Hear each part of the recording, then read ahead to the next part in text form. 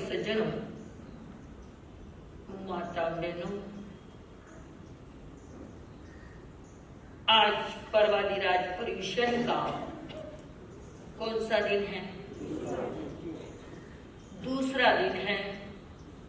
और जो तपस्या कर रहे हैं उनका बेले का दिन है।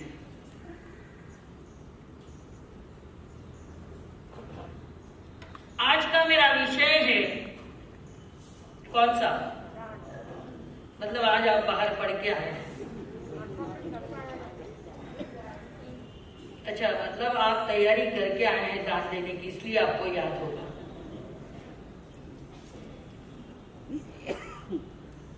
शास्त्र के माध्यम से बड़ा ही सुंदर वर्णन चल रहा है। अगर सभी दानों में श्रेष्ठ दान महादान है अभय दान। दानान श्रेष्ठम अभय प्रयाणम। श्रेष्ठ दान महादान है तो कौन सा दान है? अभय। और दूसरी श्रेणी में आया है जो तीर्थंकरों की परंपरा से चलता आया है, उस दान को कहते हैं कन्यादान। कौन सा दान? कन्यादान। ये भी कब से चला आया है? तीर्थंकरों के समय से कन्यादान का भी महत्व चला आया है। और आगे बढ़ते गए तो कई तरह के दान बताए हैं। नेत्रदान, औषध दान, रक्तदान,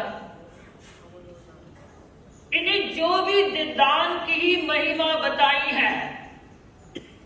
और मोक्ष में जाने के मार्ग कितने हैं? 4।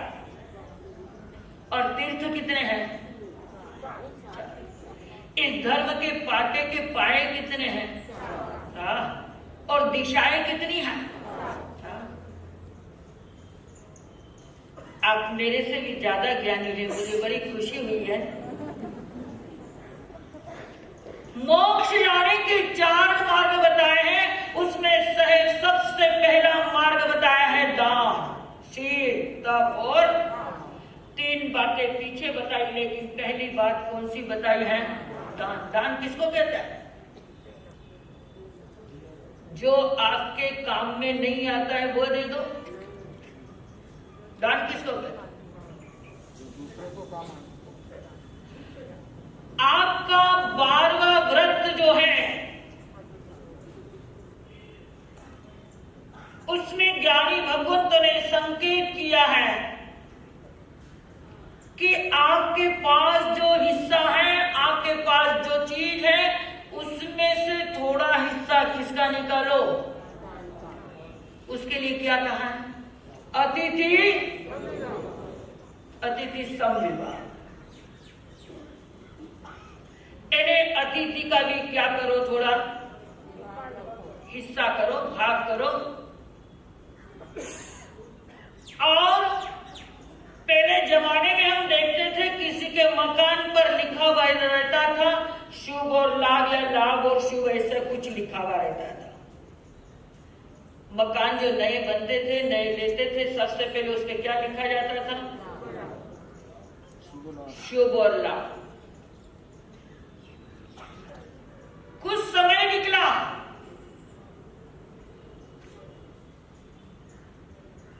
अतिथि देवो भव। इन्हें अतिथि आपके द्वार पर आ जाए, चाहे मांगने वाला आ जाए, चाहे खाने वाला आ जाए, तो समझना मेरे द्वार पर आज कौन आया है? कौन आया? किसी देव के रूप में यह अतिथि मांगने आया है। खुश रहो, प्रसन्न रहो, अपने आप को भाग्यशाली समझो। अतिथि देवो भव। कुछ समय निकला, कुछ प्रथा बढ़ी। अब बहुत सी बिल्डिंगों में लिखा रहता है अतिथि चला गया, शुभ लाभ चला गया, मातृदेवो भव चला गया, पितृदेवो भव चला गया। अब क्या लिखा हुआ आप बोलेंगे, मैं सुनूंगी।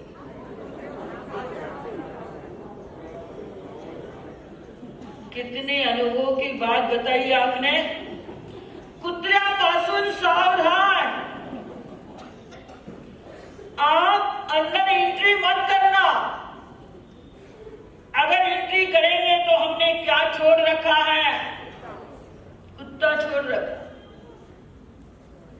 बेचारे नाम सुनते ही साधु साधु पहुंचे जाते, वहां दिखते मानसा बटे लिखे कुत्ता सो, कुत्तों सो जाता, वहां बाहर से ही आई गया, डर गए।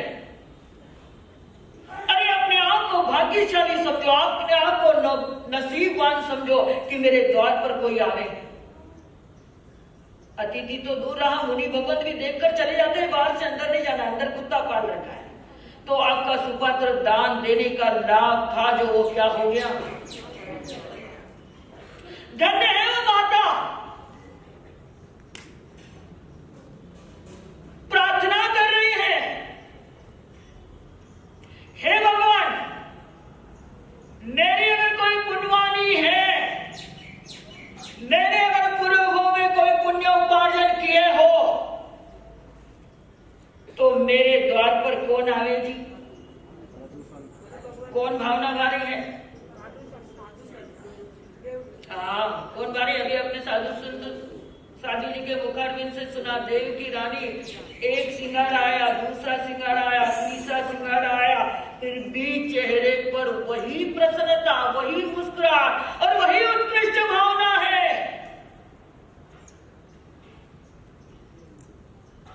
हे भगवान मेरे पूर्व भव में कोई अच्छे कर्म किए हो और मैंने पूर्व भव में कोई अच्छे पुण्य का उपार्जन किया हो, तो मेरे द्वार पर कौन आवे। मारे पुण्यवानी लगा तोड़ो, जोरे संताने लाइजे पामना। मारे पुण्यवानी लगा तोड़ो, जोरे संताने लाइजे पामना। अपन पेट तो भरे हमेशा अजगर पंछी स्वार। अपन पेट तो भरे हमेशा अजगर पंछी स्वार। ने दुर्लभ नर तन ने पायो, आज सुपातर देसो दान संताने लाइजे पावना। मारे पुण्यवानी लगा तोड़ो, जोड़े संताने लाइजे पावना।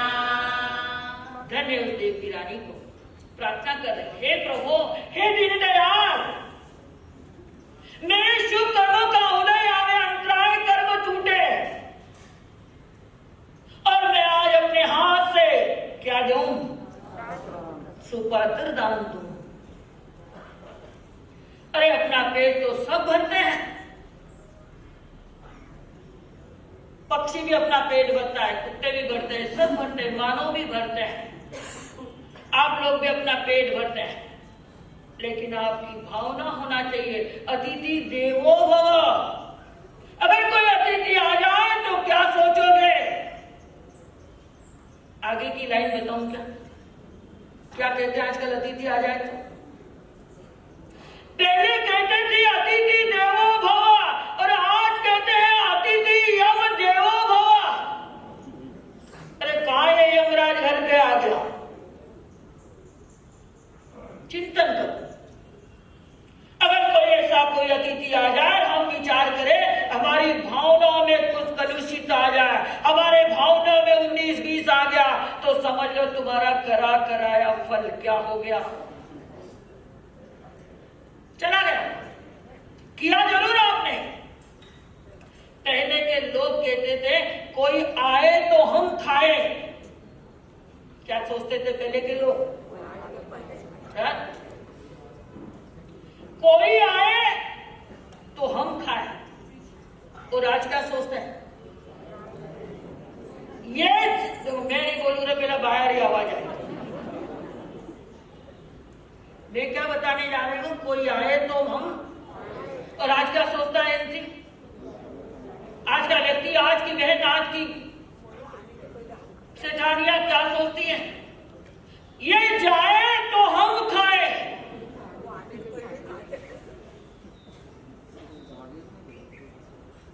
अरे आप अतिथियों का सम्मान करते हैं, जिसका कोई समय नहीं, अतिथि, जिसकी कोई तिथि नहीं, जिसका कोई वार नहीं, जिसका कोई नक्षत्र नहीं, जिसका कोई समाचार नहीं, उसका आप सम्मान करिए। आपके घर में मेहमान आते हैं, आप उनका सम्मान करते हैं।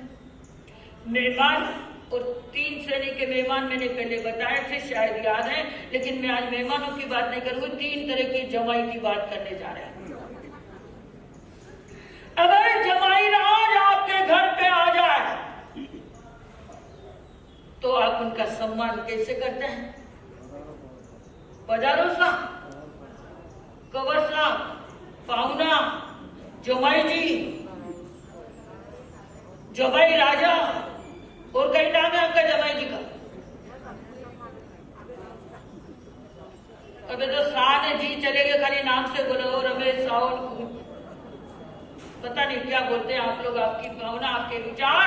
पहले जमाने के जमाई जी आते तो आगे भी जी और पीछे भी जी और आगे भी सा और पीछे भी सा लगाया जाता था, और जमाई जी आते थे, उनका सम्मान बड़े धूमधाम से किया जाता था। ऐसा लगता था कि कोई भगवान ही आपके घर पे आ गया। लेकिन उनके अंदर 3 श्रेणी। एक जमाई दूर से आता है, एक जमाई गांव में रहता है, पुणे में। आगे की बात बोल दूं,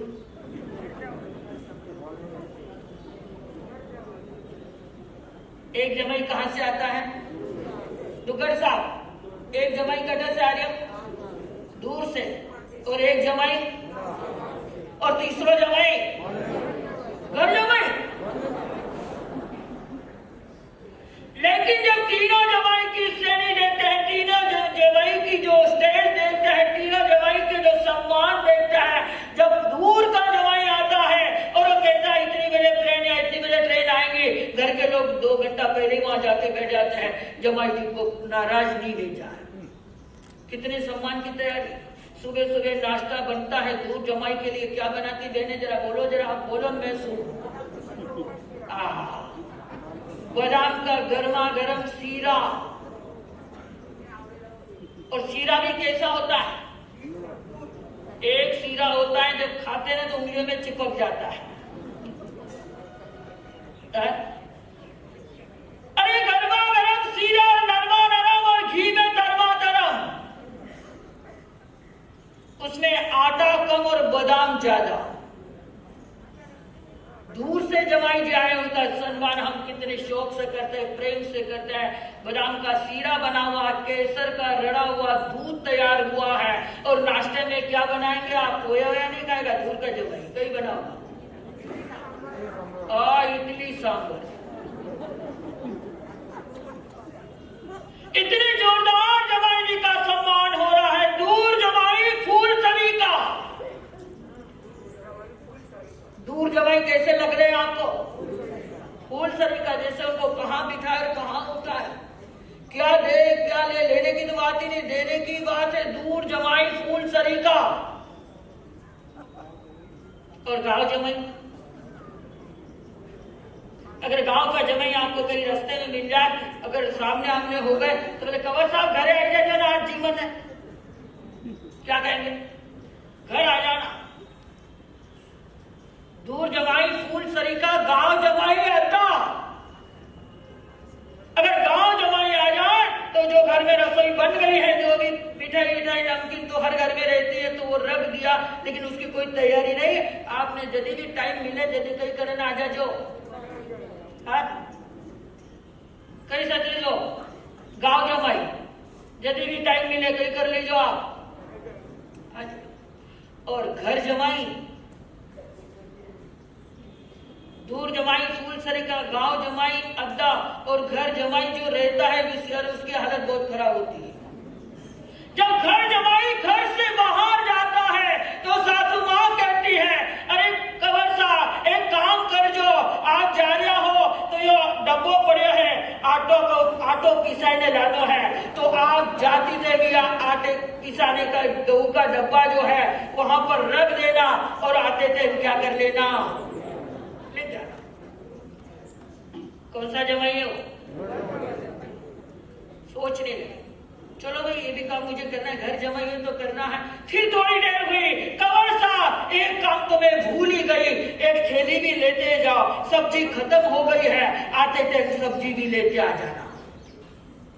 जमाई जी ने वो भी सेंड कर लिया, भी आटा पिसाना खाना है तो आटा पिसाना ही पड़ेगा, लेडीज कहाँ जाएगी, वो कर लूंगा, आते टाइम सब्जी भी लेते आ जाऊंगा, कोई बड़ी बात नहीं। तीसरी बात सासू माँ को याद आई, अरे इस कंवर साहब, अरे एक बात मैं भूल ही गई हूं, कल मैं प्रवचन में गई थी और मेरी चप्पल टूट गई है।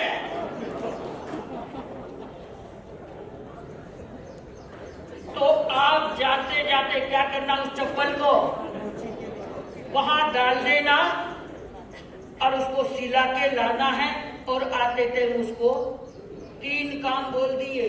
कौन कौन से? कहां तक घर जमाई की नौबत कितनी आ गई। मैं तो कहना चाहूंगी कि कोई घर जमाई मत बनना, भले संपत्ति नहीं मिले तो चलेगा। दूर जमाई फूल सरीका, गांव जमाई अद्दा, और घर जमाई गद्दा, जब चाहो तब लद्दा। अरे उसको जब चाहे आपने उसको लाद दिया, जब चाहे जो काम उसको बोल दिया। तो ये श्रेणी हो गई है 3 जमाई की। हमें चिंतन करना है, अतिथि देवो भव।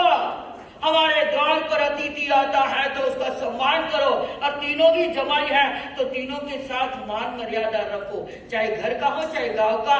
जमाई तो जमाई ही कहलाएगा, ऐसा नहीं कि कोई नाम बदल जाएगा। क्यों? हमारे विचारों में परिवर्तन आता है। अतिथि देवो भव, अतिथि का सम्मान करो, मन से करो, प्रसन्नता से करो, खुश होकर करो। 3 श्रेणी बताई, उसमें से कौन सी श्रेणी पसंद आई आपको? 3 जमाई की श्रेणी बताई, 3 बातें बताई, कौन सी पसंद आई? कमला भाई जी, मैं हंसने लगा, मैं कई समझ। पितलिया भाई जी, कौन सा जमाई अच्छा लगा? छोरिया नहीं, कोई बात नहीं, फायदा नहीं लिया बच्चा। चिंतन करो। ओहो, फायदा नहीं बचत। अरे छोरिया नहीं है तो कहीं नई थी छोरिया बैठी हो ना, क्यों चिंता कर रही है? कितनी छोरिया चाहिए? 90 जमाई नहीं। अरे छोरिया है, जमाई नहीं है, फिर भी हमारा परिवार बढ़ता है। क्या बढ़ता है? जमाई की जरूरत नहीं, बिना जमाई के भी हमारा परिवार क्या होता है? बढ़ता जाता है। बात चल रही है दियते इति दानम, जो हाथों से दिया जाता है वही दान है। कैसा दान देना है? जो सहज में दिया जाए। चतुर्मास की गतिविधियां चल रही है, प्रतिदिन यहाँ पर मितियां बोली जाती है। जो सहज में दिया वो दूध बराबर। क्या कहा है? जो अपनी इच्छा से दे दे उसको कौन सी पदवी बोली है? दूध बराबर। भाई कार्य चतुर्मास से गतिविधियां चल रही है, खर्चा चालू है, अपने को देना तो है और देते भी हैं आप हर साल, तो अपनी इच्छा से दे दे। वो किसकी माफिक है? दूध के बराबर। और जो मांग लिया,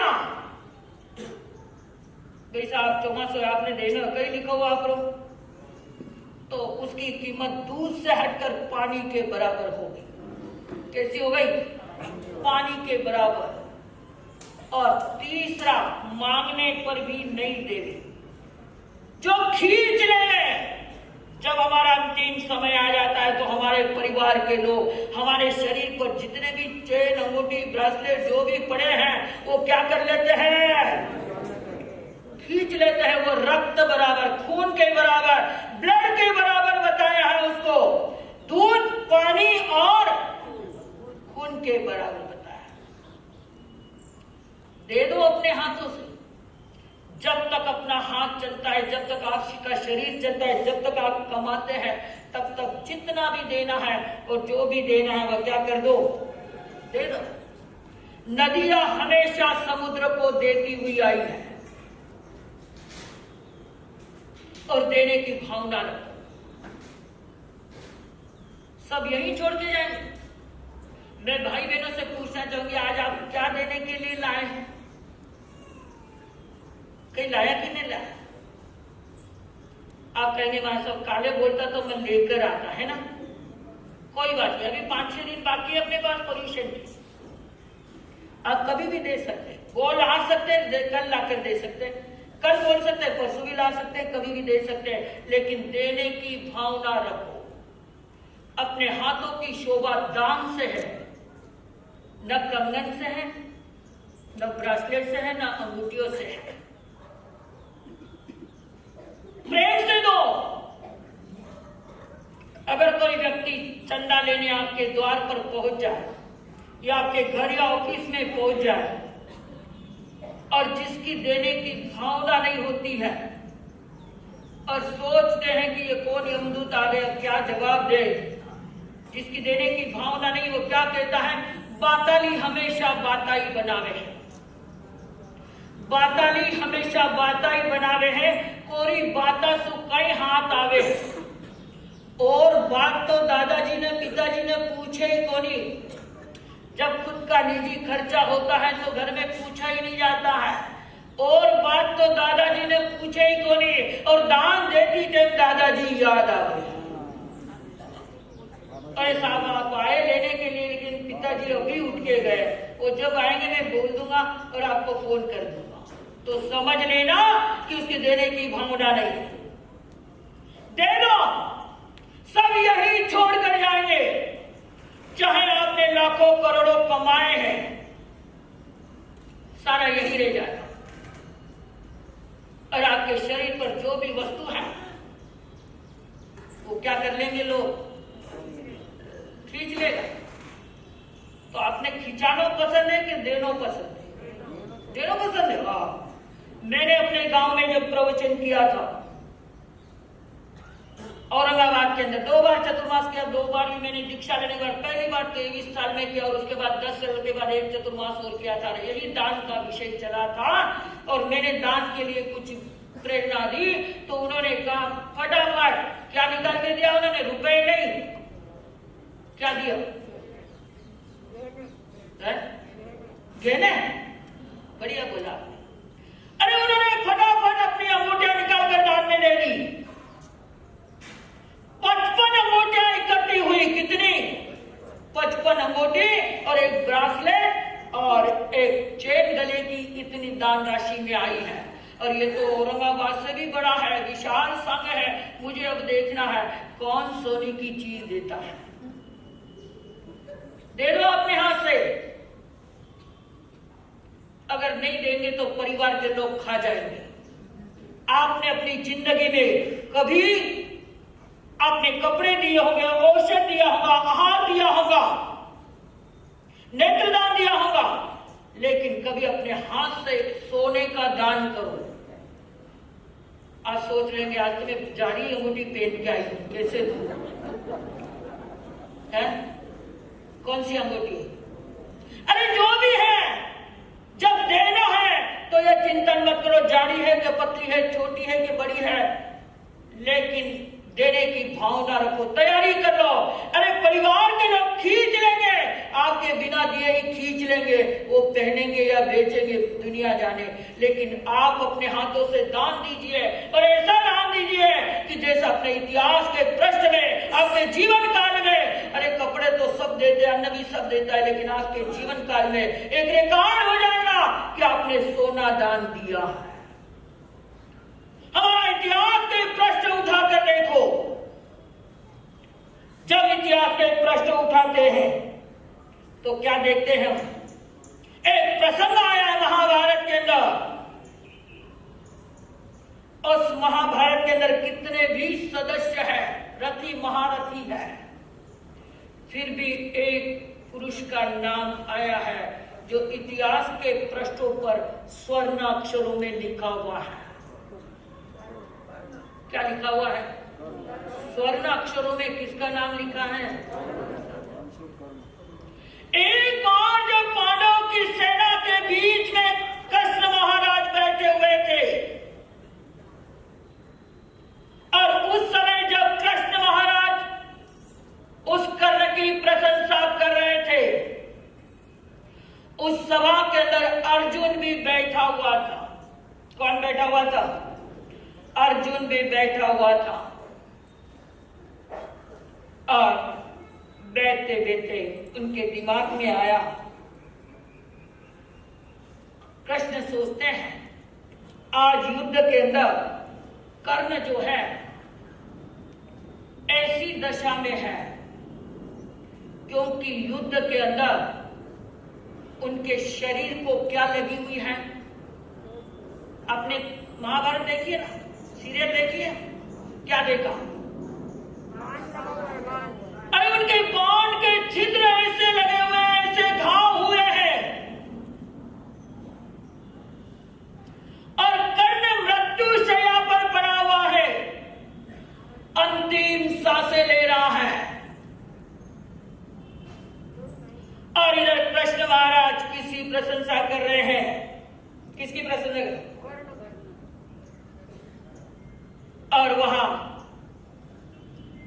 पांडव लोग जो है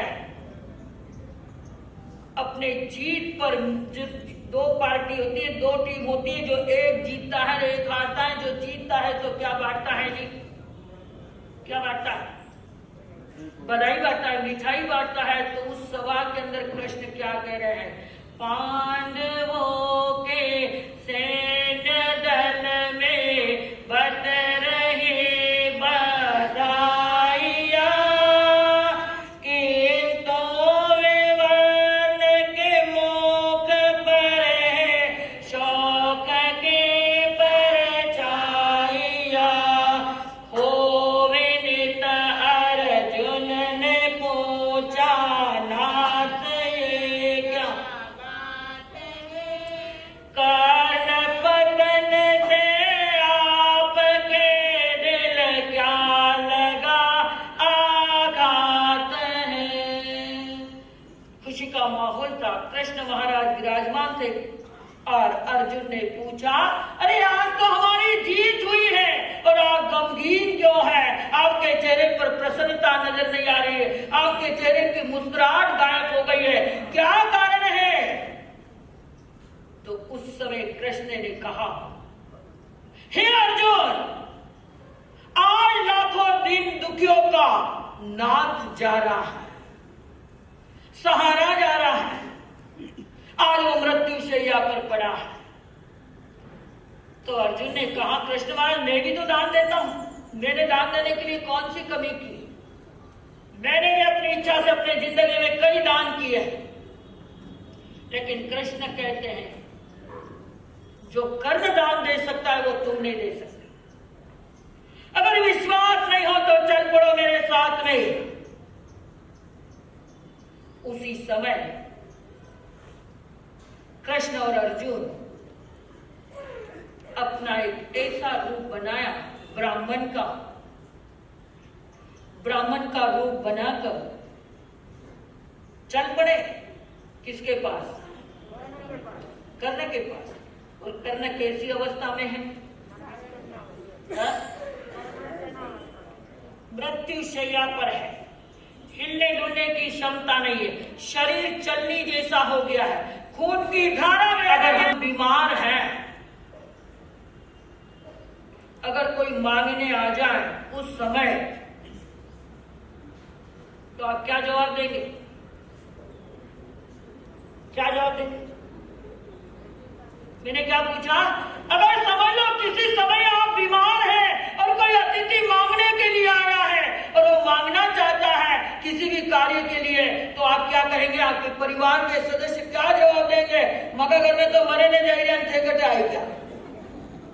अरे तो मरने की हालत में है, आपको भी क्या इसी समय आने की जरूरत थी क्या? इसी समय आने का सुझा क्या?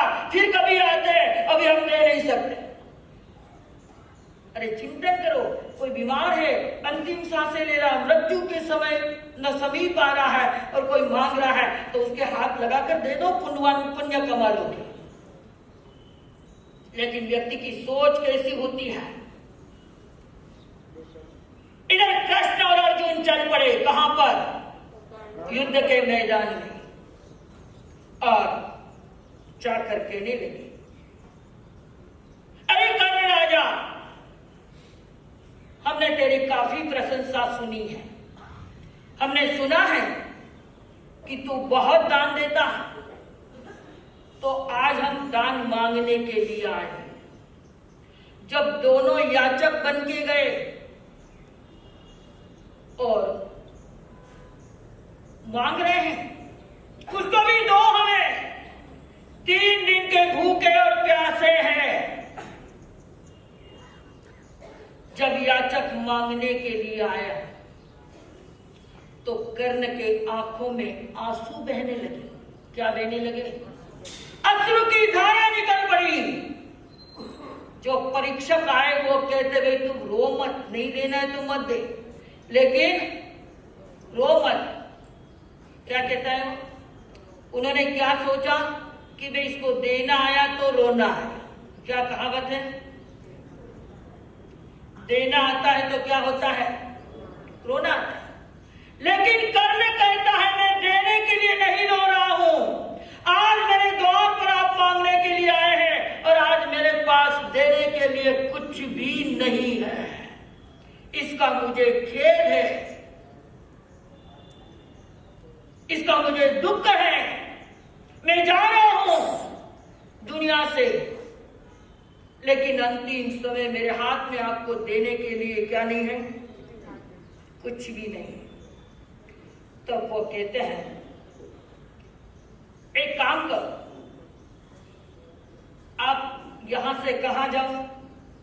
हे मेरा अनुनय राजमहल में जाओ, वहां मेरा नाम ले इच्छिता सो पाओ।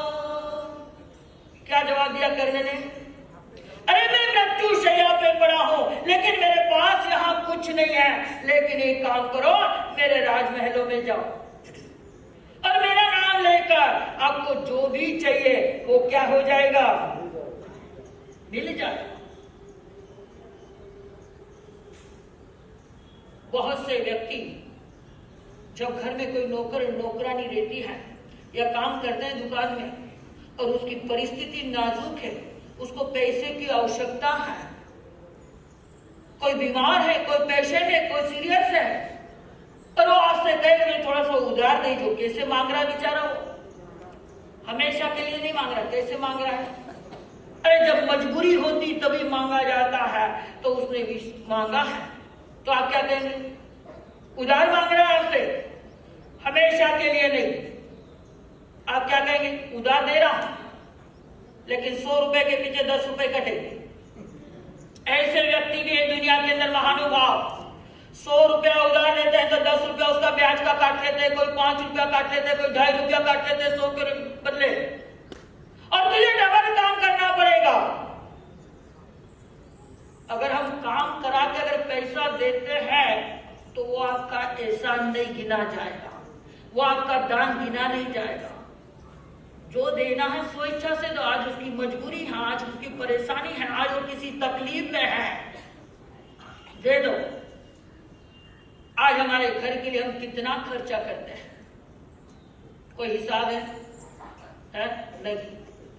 फिर भी हम मन चाहे जितना खर्च करते हैं। आज काम वाली है बेचारी, गरीब है, उसके कपड़े फट गए, उसको कपड़े लेना है, बड़ा त्योहार आ रहा है, उधार मांग रही है आपसे। देने की बात दूर रहेगी, 10 बातें उसको सुना देंगे। अरे आपके कपाट के अंदर इतनी साड़ियां हैं, क्यों न एक निकाल कर उसको दे दो। देते होंगे आप लोग, मैं नहीं कहती, लेकिन बहुत से भाई बहन क्या बहनें क्या करती हैं? सामान इकट्ठा करती है और उसको बेच के बर्तन लेके आती है। अरे क्या ही करो थे, ठीकरा बेरा कर। वो जाते हैं फेरी वाले, आपका सामान लेते हैं, उसके बदले में आपको प्लास्टिक का डब्बा देंगे या प्लास्टिक का टब देंगे या कुछ देंगे, स्टील का देंगे, जर्मन का देंगे, वो लेकर आप खुश होते हैं चलो अपनी चीज सार्थक हो गई। अरे बेकार है, क्या इकट्ठा कर रहे हैं, क्यों इकट्ठा कर रहे हैं, क्या लेके जाओ? चाहे लाखों नोट कमाया, चाहे ऊंचा भवन बनाया,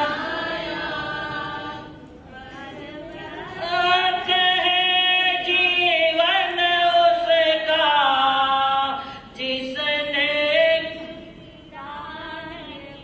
क्या बताया? अरे लाखों करोड़ों इकट्ठा किया हमने, जाते समय क्या लेकर जाओगे?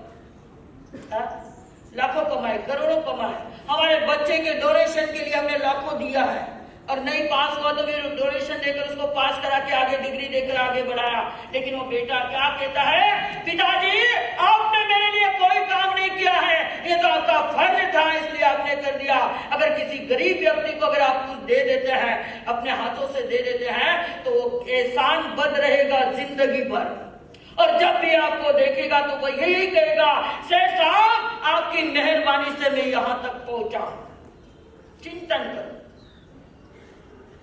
दोनों परीक्षक वहां खड़े हैं,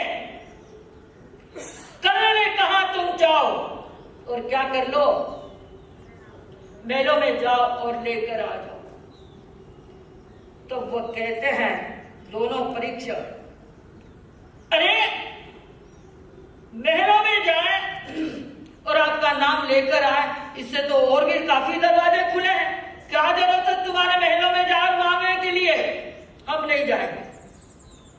कर्ण के मन में बड़ा दुख हो रहा है।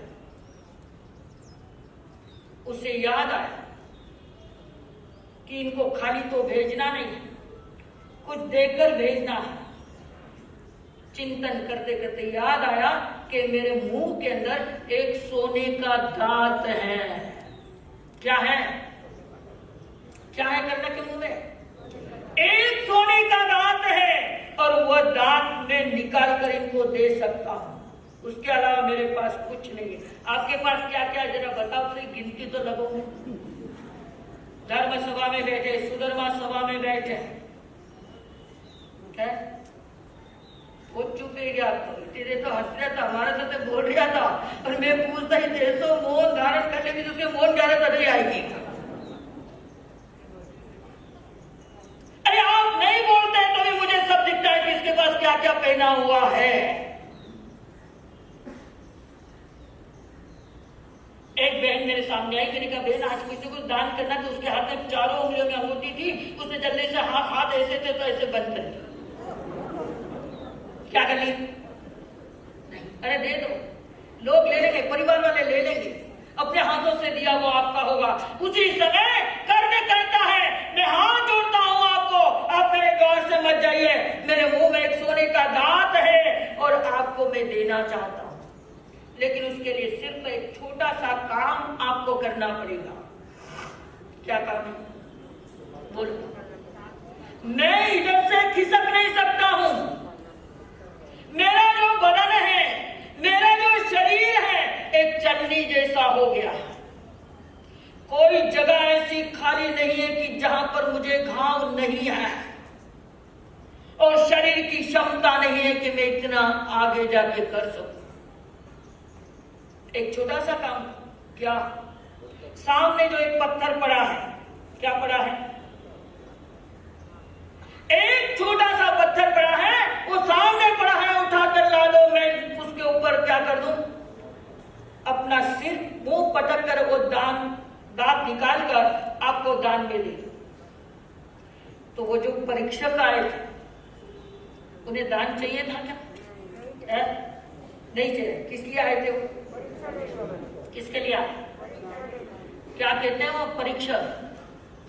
पत्थर उठा ला दूं तुझे, नहीं काम राजन यह मेरा, फिर दान का फल भी तो आधा जाएगा निष्फल तेरा, कर्तव्य करके दान दे वह दान के लाएगा,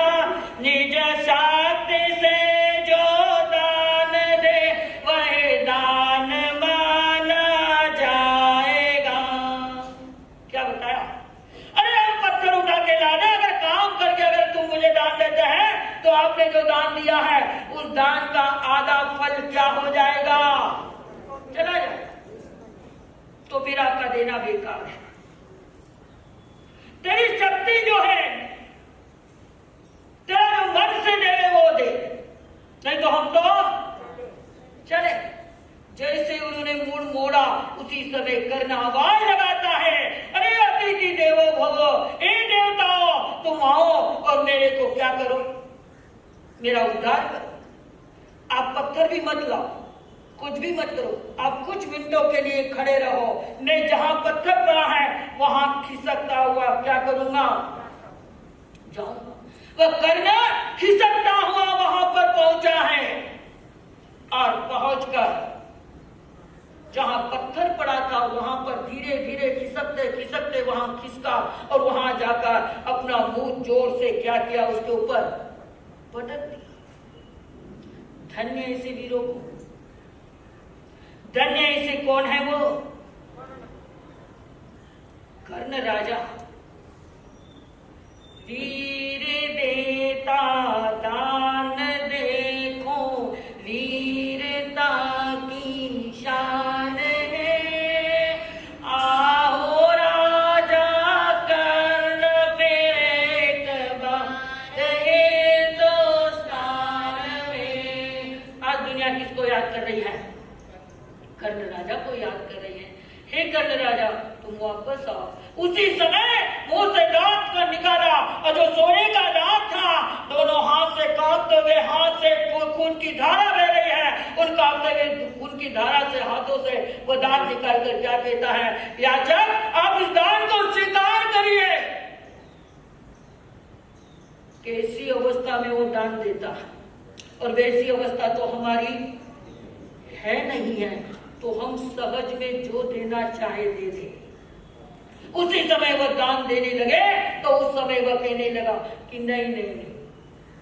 तब उस समय कृष्ण कहते हैं, हे अर्जुन तूने देखा कर्ण मृत्यु शैया पर पड़ा है, फिर भी इतनी उदारता से वो दान दे रहा है। धन्य से दानी वीर को, और अपना वेश परिवर्तन किया, अपने सही रूप में उपस्थित हुए। धन्य से दान वीरों को।